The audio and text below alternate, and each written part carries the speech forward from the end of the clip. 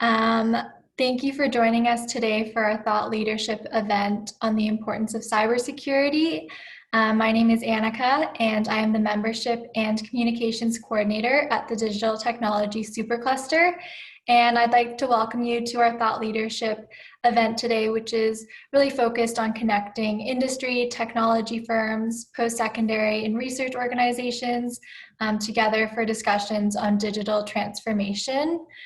Before handing things over to Evgeny Lukiputis, our CTO, we would like to acknowledge the traditional, ancestral, and unceded territories of the Musqueam, Squamish, and Tsleil-Waututh nations, in which the majority of our supercluster team are learning and working from today. So without further ado, I'd like to hand it over to Evgeny. Good afternoon, everyone, and welcome to this edition of the Thought Leadership Series, which is focused on cybersecurity, or rather on the importance of cybersecurity. We have a set of very interesting panelists coming from different areas, and of course with different experience that they could share with us. I'll get us started with a simple introduction that I'm always amazed how cybersecurity has always been an afterthought. So we design systems, we deploy them, and afterwards we start thinking about how to secure them and how really to make sure that they comply to the policies that we should have started thinking in the first place. And it's hard for me to answer why is this. Is it because we underestimate the importance of cybersecurity? Is it because there's no uniform approach to cybersecurity? Is it because it's still a niche area that is only a few tech people are capable of speaking about it? Or is it really something that we need a better understanding of? Or even, is it something that we define in a different way? Well, I would like to start us with just maybe level setting this by asking each of the panel members while they introduce themselves to just tell us what for them is cybersecurity, so that we at least start speaking the same language. And I'll follow the order that I see the people on my screen. So I'll start with you, Justin. All right, sure. First, thank you for the invitation and the opportunity to join today. As a quick level set, I'm here representing MasterCard, which is a global technology company specializing in the payment industry. We don't issue plastic, so if you have questions about interest rates, please talk to your bank. Don't post questions in chat about it. But if you have questions about cybersecurity, this is an area of core expertise for us, and I'm really excited to be on the panel today. For me, I would define cybersecurity as the process of keeping your computers, devices, systems, networks, and data from being attacked, damaged, or stolen. And I would add on to that cyber resilience is an organization's capacity to avoid, prepare for, respond, and recover after it's been hit by a cyber attack. Thank you very much, Justin. So Caroline, you're next on my screen. Thank you very much. I am Caroline Cameron, and today I am here from the Canadian Centre for Cybersecurity, and it's a pleasure to be here. You might wonder what the Cyber Centre is. Well, it is the federal government lead for all things cybersecurity and protecting Canada's sensitive information. Well, that's our top priority. In a way, you could say that we live cybersecurity every single day. We've been in the game for 70 years, just to tell you a bit. While some of my colleagues are some of the leading minds when it comes to defending Canadians in cyberspace, we don't do this alone. We collaborate with the private sector and with academia when it comes to doing the work that we do, because it's not a war that we can do by ourselves. When it comes to my definition of cybersecurity, it's the devices and behaviors that protect us online. And I think it's really easy to think of devices, right? You think a firewall is going to protect me, but that firewall is not worth much if your people don't understand the impacts of their actions when it comes to clicking on an email. And when you think about the setting, it's not just in a work setting, it's more and more of our lives are online, and online is not a safe place. Thank you very much, Caroline. So next to Alvin. Awesome, thanks. Well, nice seeing everybody. I'm Alvin Madar. I'm with PwC. I've been a partner at PwC for the last couple of years. Prior to that, I was with another consulting firm. I've been in the cybersecurity space for 20 years. And, like Evgeny at the beginning mentioned that, hey, cybersecurity is usually an afterthought. I was thinking about that when Evgeny was saying that. And I would say that, probably during the first 15, 16 years of my career, it was definitely an afterthought. You go into big system implementations and people will do maybe a penetration test at the end of the engagement. And even if they have a lot of vulnerabilities because of project timeline, because they had budget constraint, they'll still push it through. I see that it's less of a case now. It's definitely becoming, more front and center. And I actually see that cybersecurity is becoming a competitive advantage, a differentiator for a lot of organizations. If you look at financial institutions, we all interact with them. And, cybersecurity is definitely top of mind because, we all do our transactions mostly online now. And if they don't have a good cybersecurity posture, we get very nervous.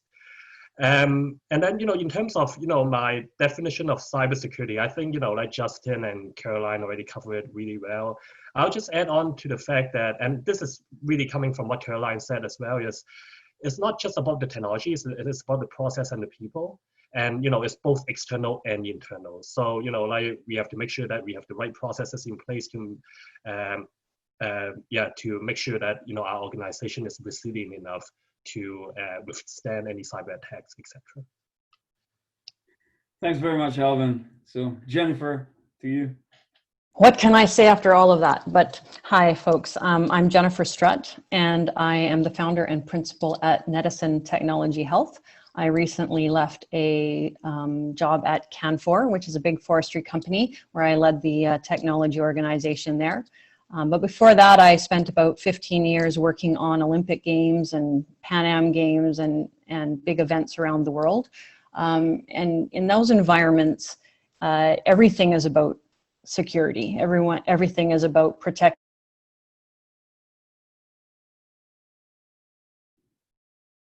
We might have lost Jennifer.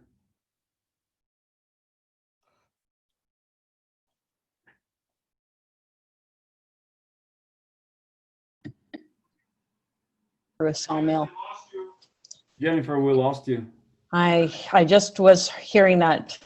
I'm so sorry. I may have to switch to my cell phone, but are we okay now? You're good now. Okay. If not, I can switch to my husband's computer in a second.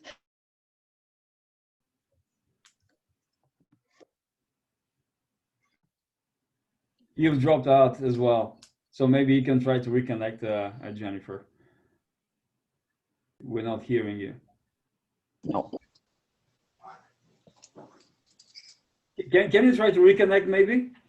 So I'll continue from here so we give some time to Jennifer to participate in the discussion further. But I'll build on something that Caroline said. I like the way that she put it, that the devices and behaviors that protect us online, and that online is not really a safe place. And that brings me to the whole thing of, internet was not designed to be secure. Internet was designed to be open and accessible. So that's why it very much appeals to what you said, that online is not a safe place. So we have to do something extra. And what Alvin, you said also that you actually can turn this into a competitive advantage. But the reality today is that we are doing all this in a rush. At least that's my opinion. I mean, it's the pandemic that has forced us to go into that digital transformation practically in all sectors.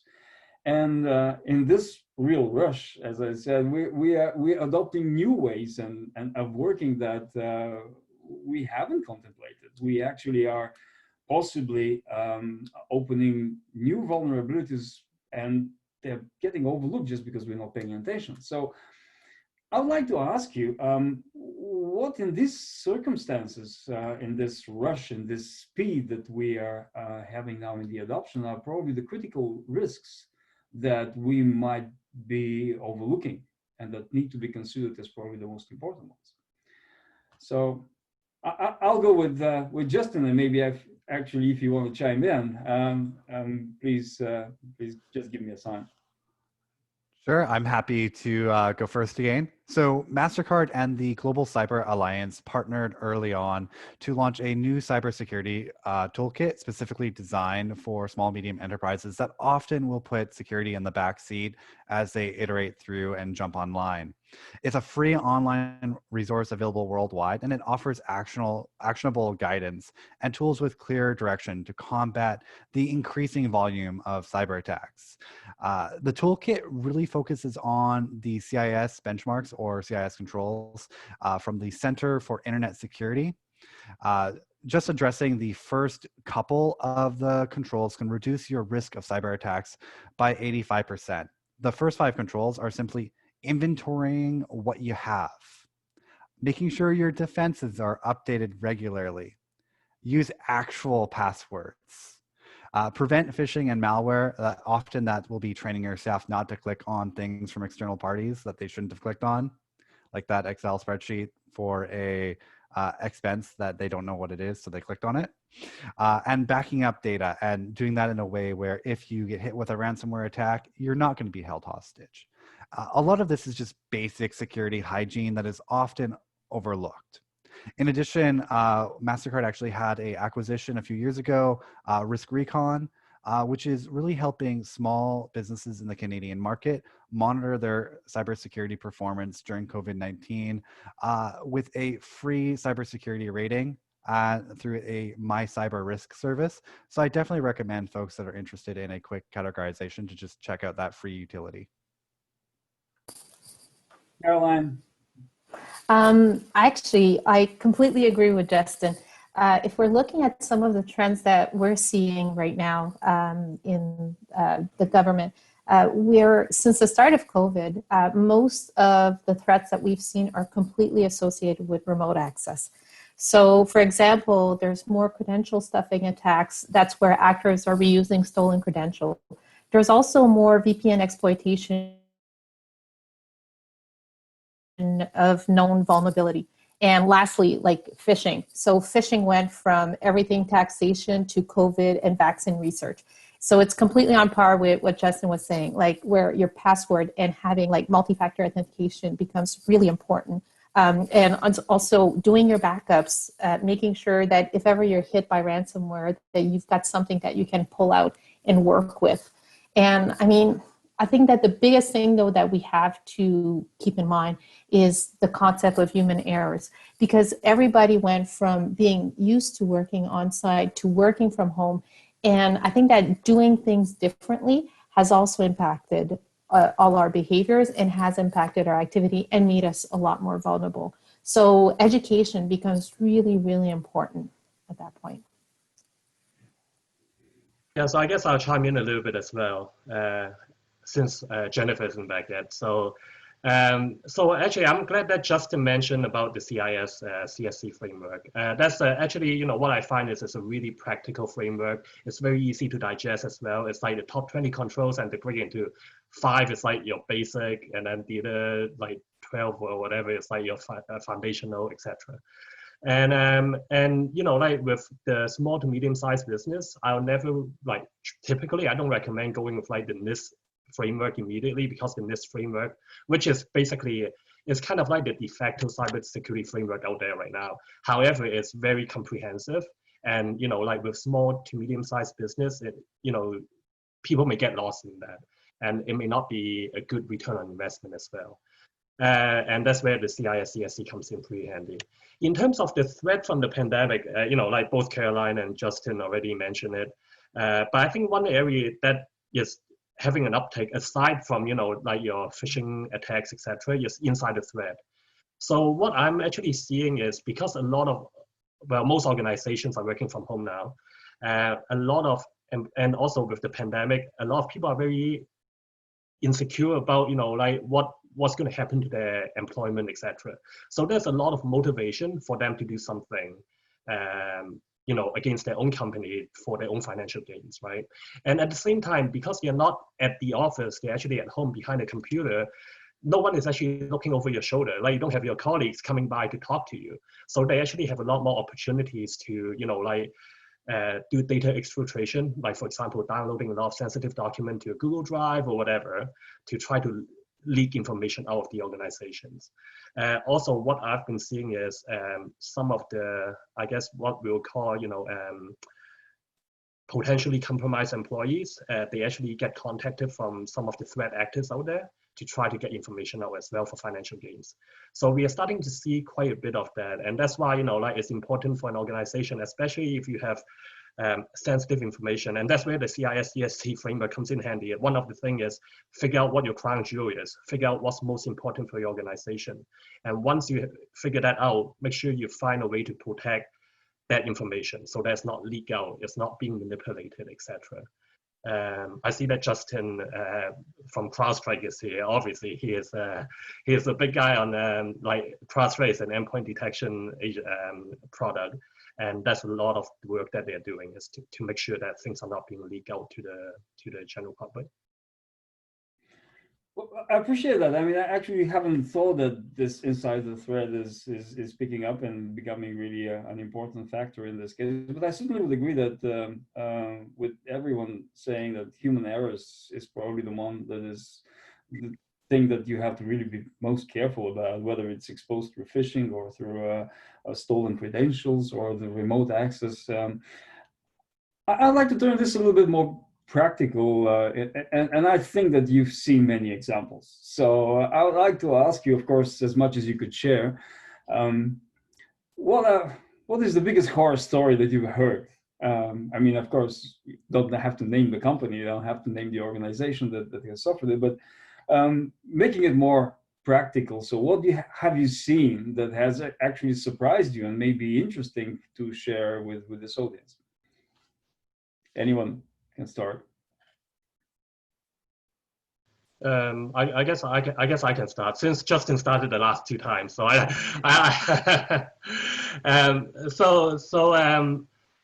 we hear a lot of breaches out there, right? The Home Depot breach, like Capital One, etc. So those are big deals, obviously. But I think a lot of smaller organizations, they feel that, hey, the bad guys only go after the big organizations. They don't really like think about, them being exposed, right? They think they're too small for people to care. Actually, I just finished an incident response engagement with a client. They are a non-profit organization, very small. Basically, they got ransomware. So basically, all their servers were encrypted. So they were not able to operate, or they reverted back to like manual processes for over 2 weeks because of that. As you can imagine, like a nonprofit, they don't have like tons of funding.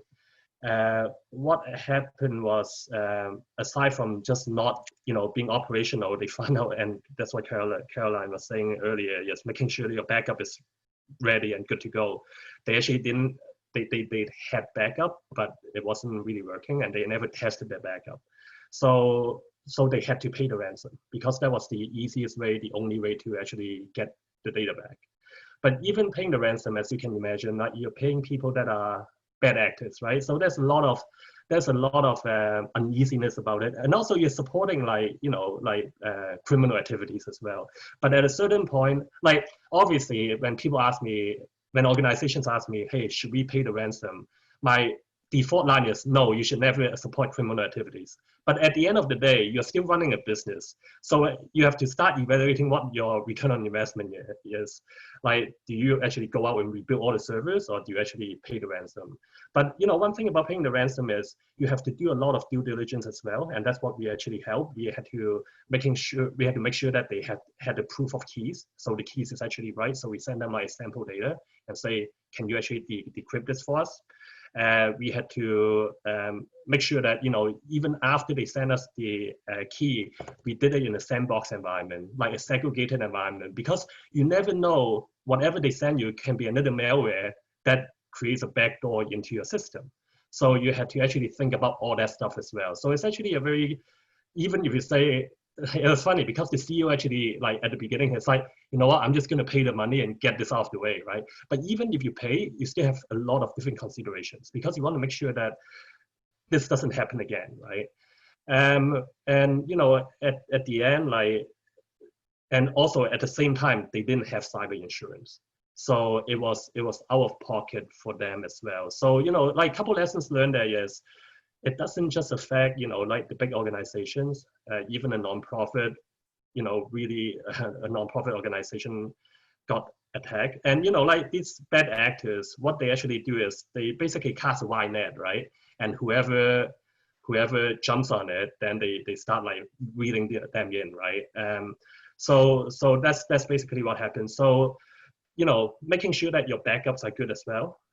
Making sure that your IT service provider, if you're outsourcing your IT service provider, they actually have the proper controls in place. That was one of the reasons why they actually got attacked. It was actually from a lack of up-to-date patches. So another thing that Caroline mentioned earlier is making sure that your patches are up to date is very important. Yeah. Actually, I could jump in. You talked about cyber insurance, and oftentimes people will get cyber insurance and think that's a silver bullet, and it doesn't prevent you from having the measures in place and thinking about that. Like, I think it's one of the baselines. Like, yeah, it's a nice net to have, but you still need to do the legwork, and having a basic cyber security program is super important. I mean, I look at what we see because we have a fairly big cyber defense program at the Cyber Center, and we basically see all the knocks that we get on the system of government. I mean, we get millions of scans for vulnerability daily. We get probably same amount of attempts to install malicious software, and then like attempts to access government databases where you have private information of Canadians. That happens all the time. We're lucky that, you know, we've got world-class monitoring and blocking tools and host-based sensors that prevent some of the really bad stuff. But I think I'm going to hone in again on the ransomware.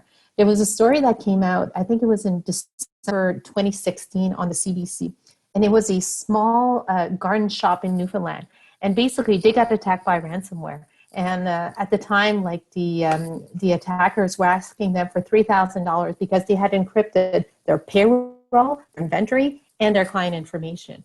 And luckily for that garden shop, they did backups every day. So for them, it was just a question of, you know, restore, and they were back up and running. So sometimes it's just the basic stuff that you've got to think about. But I think what all of this showcases is that the fact that small and medium enterprises, they've got the same stuff that the big businesses have. Same stuff. They've got intellectual property, they've got customer data, and they've got credit card information. And you've got to protect that. It's as simple as that. Thanks a lot, Caroline. I see that Jennifer is back. Hopefully your audio is working. You're on mute.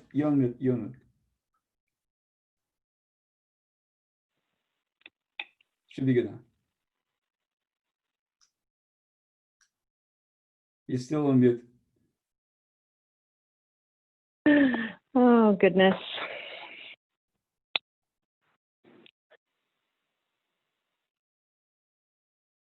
So maybe Justin, let's go with you while Jennifer sorts out the functioning of the other computer. Sure. I'll jump in with some scary metrics and say that 43% of cybercrime around the world targets small businesses. Large businesses are not the main target often. Cyber criminals will often target the weakest link first, those without the time or expertise to defend their businesses. And therefore, small businesses and medium businesses need to take the basic security hygiene steps to protect themselves before they jump online, before they try to make their own online store or any of that type of thing. Cutting corners on safety and security is a huge risk, not just to your business, but to every other business that's online. Even businesses that aren't online yet. It doesn't matter if you accept payments or not. Or not for the pandemic, cybersecurity should be really, really top of mind for everybody globally because it's going to become one of the defining economic issues of the next decade. When cyber criminals seek out the weakest link and take over personal information, particularly as it pertains to email, address, social insurance number, credit card information. One, you don't want your business to be the entry point, but it also plays into the whole ecosystem because they'll take that information, sign up and register for accounts, do loyalty fraud, use account takeover attacks on additional businesses that might have all the security hygiene in place, but have no way to detect a credential stuffing attack, which is where an attacker will take a huge amount of data from a data breach and then apply it on a particular target. That's one of the areas that the organization or business unit that I am directly placed in, New Data Security, is really active in. But it is a really big threat for the whole digital ecosystem. Well, thanks very much. I see some cyber insurance discussion. By the way, I have to admit, cyber insurance was new to me until this moment, until Alvin mentioned it. I certainly appreciate it. I certainly appreciate the time that you discussed ransomware, and certainly the importance of things like simple backups, as you said. But I'd like to ask you a question. With the more modern tools, like people are not very much always relying anymore on their internal IT systems. I mean, they switch to cloud. They switch to some of those platforms as a service. Are these new environments safer? Are they providing things that you mentioned, like backups, kind of automatically or in a way so that it makes life easier for companies? Maybe I can start this time. I think that one of the big things that we did in government when COVID hit is that we plopped a lot of stuff on the cloud. And by doing so, we did do so with our eyes closed. We went and put guardrails to make sure that the information was well protected. And that's what I think the big message that I want to convey here is that even though cloud service provider, they offer really secure infrastructure. Like, I mean, tip top, best of breed, like you can't get more secure than a cloud service provider. But when you migrate your workload, you can't do so without thinking about guardrails. You have to make sure that you have controls and that you get visibility. And the reason why you want to have that is that you're basically taking your Crown assets and you're putting them somewhere else. You can't touch them anymore. So you got to make sure that whoever will be able to access them, it's going to be restricted, and that when you're going to be using authentication, you're going to be using something strong like multi-factor authentication. And most of all, I think that whoever has administrative rights to your tenancy, you've got to make sure that it's really tied up and that you restrict that as much as possible. The other thing that I see also as a big tendency on top of cloud is collaborative tools. But what I see in collaborative tools, like when you think about like Asana, Google Drive, Slack, and Zoom, I see it as a huge opportunity when it comes to small and medium enterprise. Because what it does is that you can collaborate with your entire team wherever they're located. So it gives you access to basically expand your talent pool outside of your local footprint. So there's always like risk and benefits, and you've got to look at your model, and you've got to see what your risk acceptance is. Because there's a lot of benefits to doing that online collaboration, but you just have to do it right and make sure that you follow the guidelines. I would love to add on to that. I'm an instructor at 2 different post-secondary institutions in the Lower Mainland that focuses on cloud architecture, and having those actual hands-on skills is critical when you're migrating a workload to the cloud. It's really important to pursue certification with whoever the cloud vendor is, so that way your staff that are making the transition happen have vetted and validated skills. You don't want to leave anything to chance when you're taking that deep dive. Jennifer, I see you back. Is this working? Is the mic working? I think we still don't have her, so. I think I'll add on to a little bit on what Caroline and Justin said.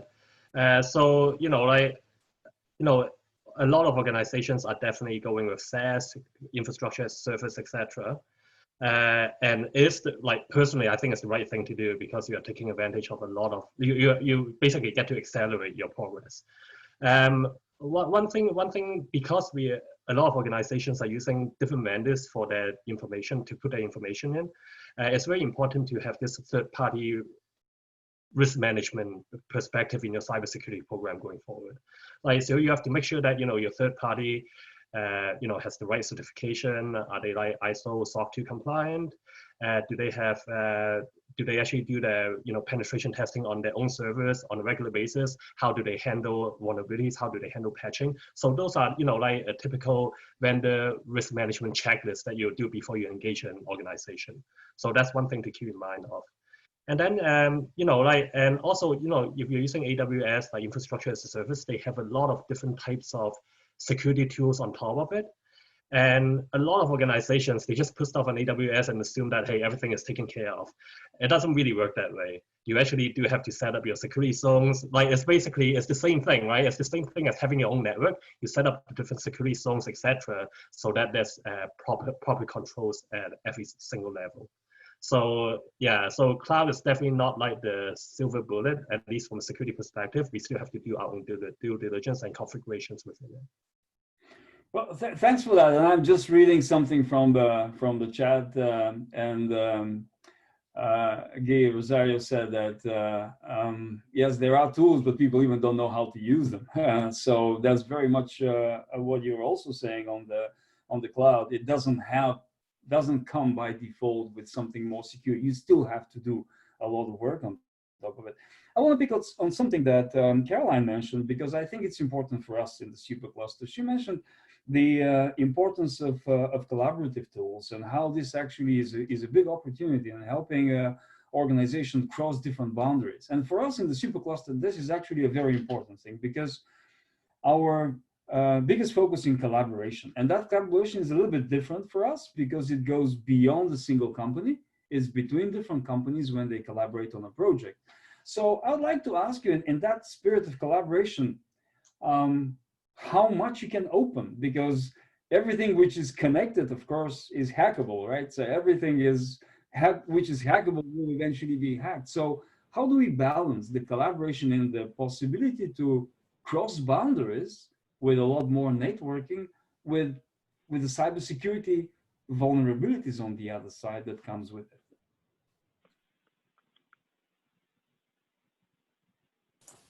Maybe I can start on this one. I think zoning is really important. If you're going to be sharing your infrastructure with another organization, I think that putting the focus of what you're going to be working collaboratively in a zone that is restricted access is something that is really important. You don't want to give everybody access to everything. The other thing too is, I would say, even though you have like agreements with these companies, never assume that they do cybersecurity the same way that you do. So do your background, do your research, make sure, like, you know, do your checklists, look what kind of standard they're following when it comes to their implementation. There's some great cybersecurity standards that we have worked with Innovation and Canada with in terms for a small and medium enterprise. Go to cyber.gc.ca. We've got a lot of material there where you can find guidance on how to do that segregation and some of these standards that you can kind of use in terms of doing your checklists as background check.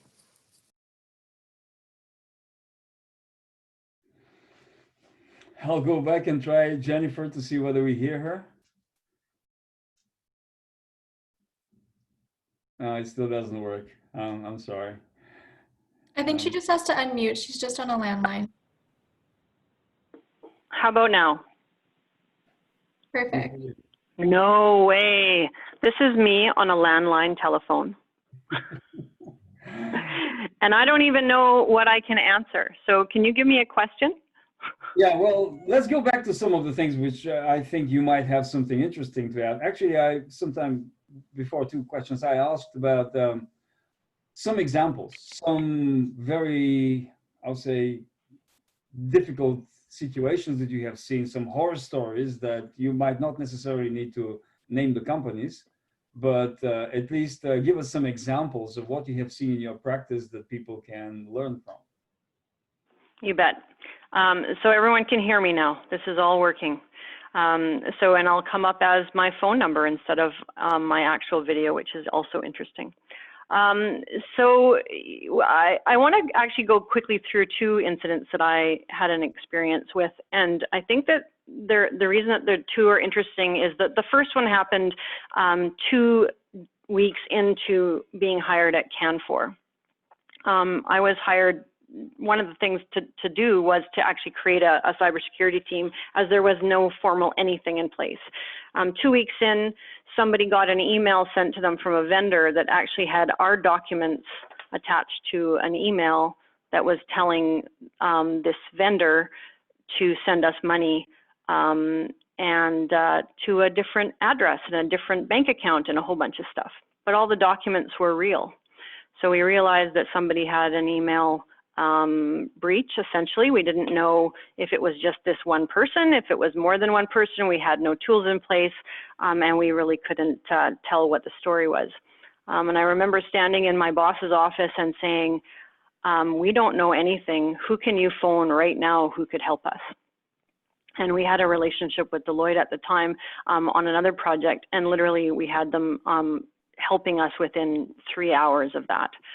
Going offline, because you don't know if they're even on your network, not sure what we were doing, bringing people together, and in the end, having to look at this absolutely cold. In the end, we didn't actually lose any money. There was a lot of things going around from compromised email accounts, but we were really, really lucky. And that was all from what we think was somebody using their Canfor credentials on an internet site and using the same password. So don't really know, but it was a scary thing. Skip ahead 3 years, where we now have a cybersecurity team. We spent millions of dollars on tools and new operating models, and have a cyber risk team, and done incident response scenarios and practiced. And one of our tools picked up some very unusual behavior on our network. And at the end of the day, we found that there was a technical device that was completely compromised.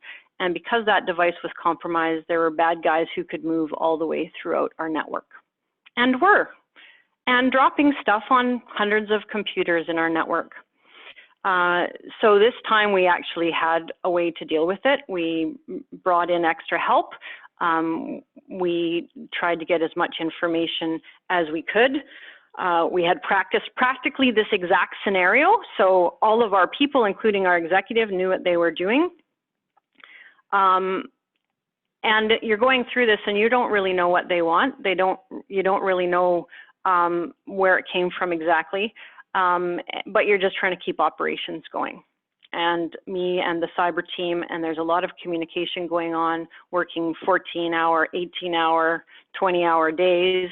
And I bring that up because I think it's a really important part, which is when these things happen, it's not just a disruption or a scare about data. It's also a disruption to all of the regular things that you were working on, and extremely long days and a lot of stress, and the entire company is focused on nothing but that.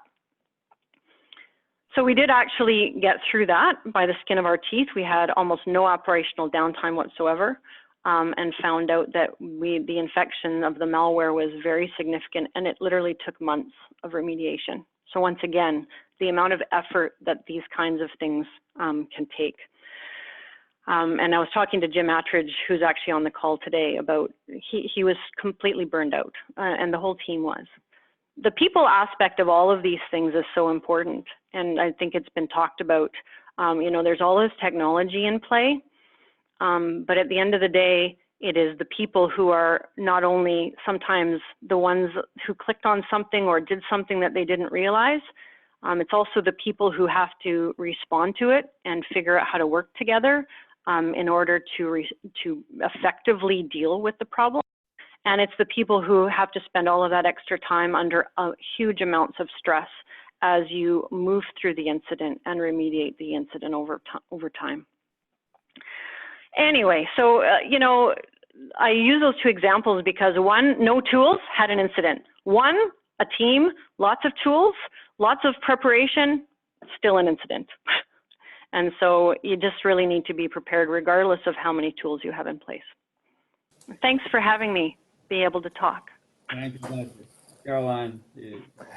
Actually, you make a really good point. To have a cybersecurity program, it doesn't need to be super complex.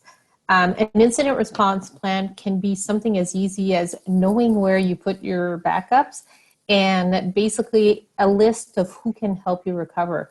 So as you mentioned, like you knew of a service that could help you the first time around, but having that information ahead of time and not being in a panic when you look for it is something that really, really helps.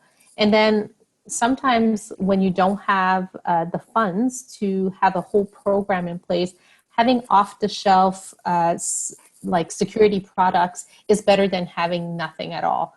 And then when you think about a training program, it can be super complex, but it can also be a coffee chat in the break room where, you know, you go through like some of the scams that your employees might be faced with.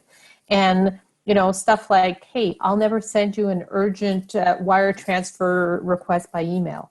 Little things like that. Like if you start with like these small building blocks as a small, medium enterprise, you kind of go really, really far.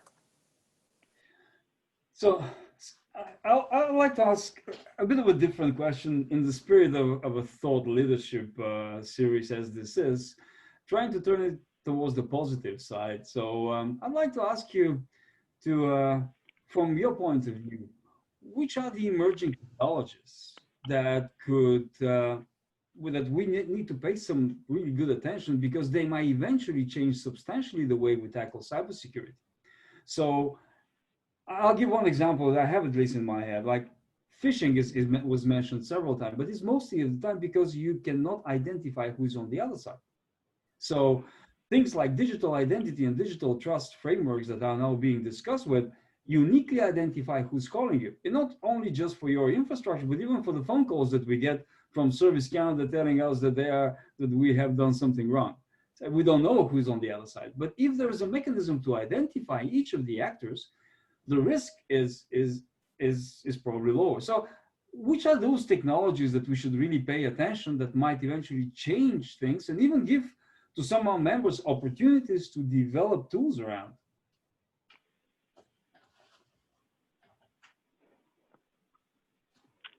Well, because I've spoken very little, I'll dive in on this one. I think that there's so many tools. I mean, the amount of focus that this has had in the technology community, because it is such a critical and important topic for them to try to solve. There's a lot of very interesting things out there using AI and machine learning, which one of the tools that we were using was basically I throw it on my network and it says, that's what kind of normal looks like. I'm going to watch what traffic looks like over a period of time. And the only thing it does is say, oh, that doesn't look normal. and so we're not telling it to do really much of anything. It is learning what looks normal, and it is telling us when things don't look normal. We called that our bacon saver. It saved our bacon because when we didn't have a team and a lot of skills on, it would at least tell us that, hey, something is funky going on. As you move into these technologies that can actually, in some ways, be the person for you, because the skills challenge is also real. So what are the tools out there that can make things easier or more transparent that don't involve a lot of work, a lot of analysts, a lot of engineers to try to figure it out and put it on your systems? I was on a call yesterday actually where they were talking about a certain endpoint solution, which is a tiny little piece of software, and they rolled it out in hours. You know, when you're under attack, guess what? You can deploy things pretty fast. And that's the other thing that you learn is in this pandemic time, how many people have rolled out technologies that they were planning to do over 2 years and they did it in 3 weeks. That shows also the adaptability of our our technology teams and our people to accept the new technologies. So I think that that's a very exciting time. So not only is the technology there to support things with, say, AI or machine learning, but also to support the people who need to do the cyber, but also to support the people who are on the other end and just are trying to do work.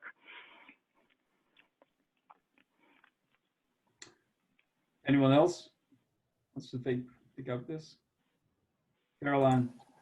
You actually talked about digital ID. It's been one of my favorite topics in the last little while. As you can imagine, like with COVID, government ended up looking at all its processes, and we had to close the Service Canada's office. And how do you give out social insurance number, right? And it's actually quite a complex problem in Canada, because if you think of digital ID, it's by a number of jurisdictions create IDs, and there's a lot of interoperability that needs to be put in play. And like you mentioned, like there is the Pan-Canadian Trust Framework that is becoming in place, and that is kind of defining a little bit like the highways that we should be driving on when it comes to sharing ID information. But when you think about some of the countries where digital ID is super far, like I'm thinking about Estonia or India, like they have a full policy framework behind it, and it's enforced at so many different levels.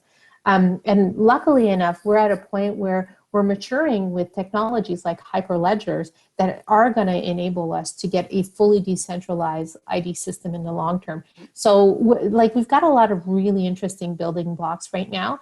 And definitely I keep digital ID in your radar, because I think there's going to be some great things happening in Canada in the next little while. Anyone else, Justin or Alvin, to chime on this? I actually, if I may just make another comment, going to the complete opposite other end of the spectrum. So we talk about digital, blockchain and hyperledger, and we talk about AI and machine learning. One of the things that I recently found was the Canadian Internet Registry Association actually provides quite a lot of tools for individuals, citizens of Canada, to help on home internet and things like that, and also some tools for small business. I think that there's a real untapped area there of just how can we make better cyber citizens out of regular people, and not even necessarily at the point of them being an employee. You know, we rolled out a security education program, and everybody wanted to know, could they give it to their mom? Could they give it to their brother? Could they give it to their friend? Because it was so valuable. And usually it's the companies who are distributing these things in an enterprise environment. But what about the small company or even the individual? And how could we make the individual more savvy and more protecting of themselves and their families in a home environment? Thanks very much, Jennifer. I just want to make sure that you guys have your questions in the chat if you want to get some of them answered by the panelists. While we are just finalizing that last round, because the last 10 minutes we wanted to really just dedicate to your questions. And thanks very much, Caroline, for the digital ID discussion, because actually we feel that in British Columbia, at least, we are somewhat leading the way. I mean, we certainly have already our BC Services card in a digital format. We already started linking it to the BC's healthcare gateway as well. And I just want to make the other point and see how you feel about it, is that it's not just the individual's IDs, it's also the identification of the organizations and also the identifications of the relationships that exist between the different entities. And I'd like to ask you, how do you think that this will progress, and can we as Canada be a leader in this? I know some other countries are probably far ahead in some of the digital IDs, but is there any way, space where some of those emerging technologies like digital ID, maybe some others that we didn't mention, can put us in a leadership position? So you mentioned digital ID, and I think you're completely right. Digital ID is not just about people. Digital ID is literally about IoT. Defining like the pathways for sharing information like touches even on IoT, and that's going to become a really, really complex problem. I don't know if we're going to become leaders there. I do think, I'm going to go back to what Jennifer said about Sierra. The Canadian Shield is an easy app that you can download on your phones, and it basically offers you protection, and it doesn't even gather any of your metadata. So we've got quite a lot of innovation in Canada, and I think if you look at the size of our cybersecurity market, we're there. We are part of the leaders in the world. So we have a huge niche when it comes to security. And definitely, I would never hesitate to go to our private sector and leverage like the IP that they create, because it's truly, truly innovative and ahead of its time. I would love to take a moment to expand on that leadership aspect. I come from a Canadian acquisition that MasterCard made a few years ago, and MasterCard's really been expanding its presence in Canada with their new Global Intelligence and Cyber Center in Vancouver, which is partially funded by the Government of Canada. MasterCard's investing over $500 million in that center, and the partnership with the Canadian government is through the Strategic Innovation Fund, and it's really focusing on accelerating innovation in digital and cybersecurity, artificial intelligence, and that IoT piece as well. And actually, the IoT piece is what my software dev team specifically works on. That expansion is really enforcing MasterCard's commitment to Canada, but also into driving innovation in payments and beyond, and just helping connect the whole market, connect all the dots. And it's really about reducing the cost of cyber attacks and enable all those connected devices to become tomorrow's secure payment devices as well, and address the growing vulnerabilities in the IoT ecosystem. Thanks a lot, Justin. I saw a question coming from the audience, and actually it's coming from Guy. What strategies have helped SMEs or small organizations who do not have a lot of resources available to them to more easily adopt a simple cybersecurity practice? So maybe I can take a stab at this first. You know, I always say that, you know, doing something is better than nothing. So, you know, when we look at cybersecurity, you know, like obviously a lot of organizations, they do a lot, but at the same time, like, you know, like just getting in that first step is important. Like my advice is don't be too overwhelmed by the whole cybersecurity domain. Like what Justin said earlier, look at the Cis Csc Framework. Start looking at the top 5 controls to make sure that you actually have that in place, right? Do something small. You don't always have to go with the best of breed product.